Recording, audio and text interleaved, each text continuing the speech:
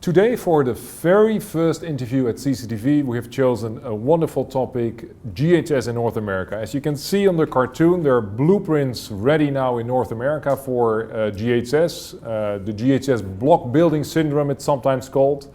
Europe discarded a few blocks, used some new blocks, and of course in Asia they already implemented many of the building blocks.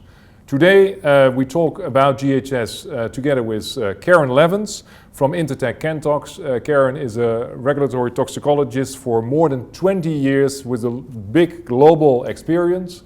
But of course she's very well versed in North America, being the USA, but especially her home country, Canada. Karen, in your Canada, WHMIS is replaced by HPR soon. Can you tell us more about that? Sure. The WHMIS, the Workplace Hazardous Materials Information System, is actually going to retain that acronym. Many people are calling it WHMIS 2.0, the next version, which will adopt the GHS influences. It will be a significant overhaul of the WHMIS program. So the system overall in protecting worker safety is still going to remain WHMIS. What's going to happen though is the classification system that was traditionally in place will be replaced with the GHS inspired rules. So we will start to see the building blocks be put in place under a house that's still called WHMIS, but we'll be remodeling the inside of that house to reflect the GHS requirements. The biggest difference I think that most companies are going to see, especially the product stewards and product safety specialists who are responsible for helping their companies comply. I think that the largest difference they'll see is under the existing system, you only had to pull in information that was readily at your fingertips, and quite a number of companies would rely, for example, on supplier safety data sheets, or material safety data sheets as the Canadians call it. And they would take the supplier information and from that build their own safety data sheets, their own classification of their own products. And you really didn't, there wasn't an expectation to go out into the literature and collect up all the information that was out in the published domain.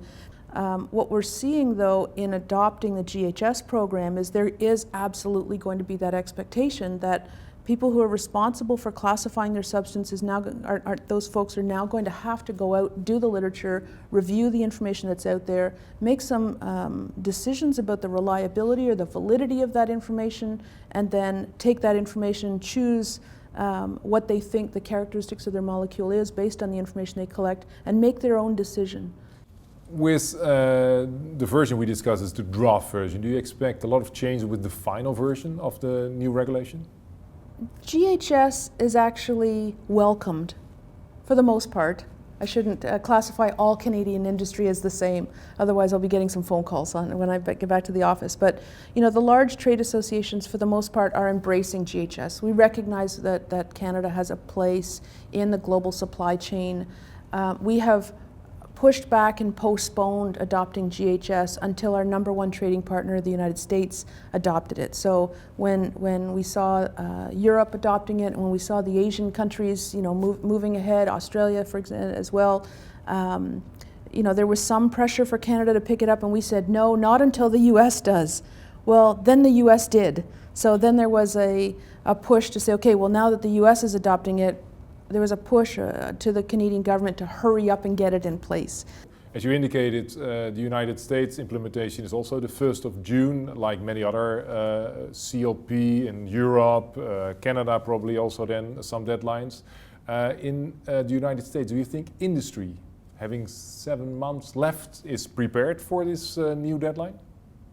Well, and let's be clear, there's a June 2015 deadline for manufacturers, what I think of as the molecule owners, and certainly because of the need to sort of stagger the expectation that distributors who are in essence waiting for manufacturers to collect up their information about their products and then pass that information on to the distributors who then modify what paperwork they need to modify before they then subsequently get their products off the shelf. So there's a two-step staggered compliance deadline, the June 2015 as well as the end of the year 2015.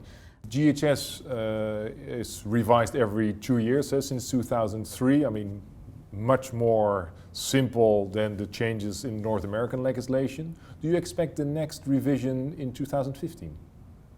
Sure, absolutely, absolutely. I mean, the mandate stands. So yes, they're actually working on the sixth version now. You know, every expectation it'll come out on schedule. The last ones all have. Will we see a change to the act or a regulation in response to that?